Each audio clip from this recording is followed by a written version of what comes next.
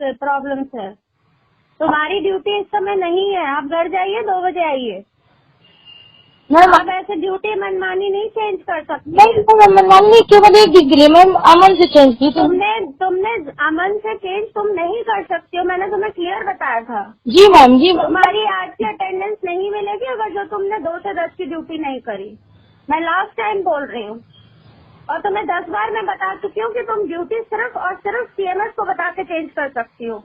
CMS के अलावा तुम दुनिया भर में मेट्रन शेट्रन इधर उधर अमन शमन किसी से भी करके नहीं कर सकती हो। समझ में नहीं आ रहा तुम्हें? मजाक बना रखा है आपने। अगर तुमने 2 से 10 की ड्यूटी नहीं की, तुम्हें आज की अटेंडेंस नहीं मिलेगी, आज की पे नहीं मिलेगी, समझ लो। कुलदीप इनकी चिट्ठी बनाइए तुरंत। Okay ma'am.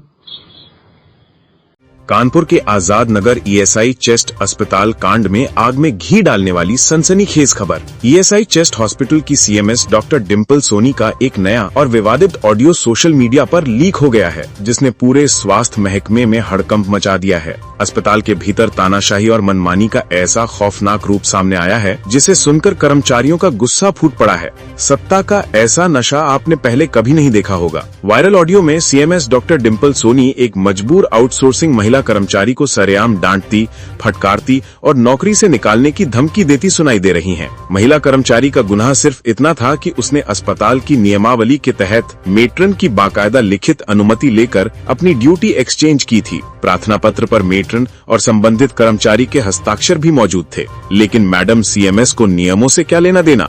ऑडियो में सुना जा सकता है कि कैसे बिना किसी गलती के कर्मचारी को प्रताड़ित किया जा रहा है और उसके स्पष्टीकरण नोटिस की तैयारी की जा रही है। अकेली सीएमएस ही नहीं, बल्कि इस खूनी खेल के पीछे उनके चहेतों का भी हाथ है। जब सीएमएस मोबाइल पर उस बेबस महिला कर्मचारी को धमका रही थीं, तब उनके बगल में उनका तथाकथित खास गुर्गा कुलदीप भी खड़ा था, जो नोटिस देने की बात पर लगातार हाँ में हाँ मिलाकर आग में घी डालने का काम कर रहा था।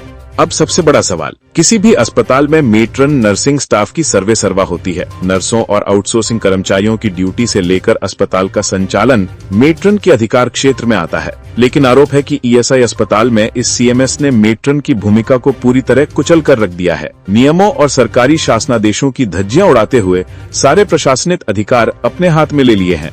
हद तो तब हो गई जब ऑडियो में सीएमएस खुद मेट्रन के लिए बेहद अशिष्ट, अभद्र और अपमानजनक भाषा का प्रयोग करती साफ सुनी जा सकती हैं। क्या निदेशालय की नाक के नीचे चल रहा है उत्पीड़न का ये गंदा खेल? सूत्रों के मुताबिक पीड़ित मेट्रन ने इस तानाशाही के खिलाफ निदेशालय स्तर पर कई बार लिखित शिकायत की है। यहाँ तक कि जांच टीम के सामने भी खुद को दरकिनार किए जाने का मुद्दा उठाया था। लेकिन नतीजा ढाक के 3 पात। सीएमएस की मनमानी और कथित उत्पीड़न का ये ऑडियो सामने आने के बाद अब अस्पताल के छोटे कर्मचारियों में भारी आक्रोश है और बगावत के सुर तेज हो गए हैं। अब देखना ये होगा कि इस वायरल ऑडियो के सामने आने के बाद शासन स्तर पर इस तानाशाह सीएमएस पर गाज गिरती है या फिर इस बेबस महिला कर्मचारी और मेट्रन को ऐसे ही घुट घुट कर काम करना पड़ेगा।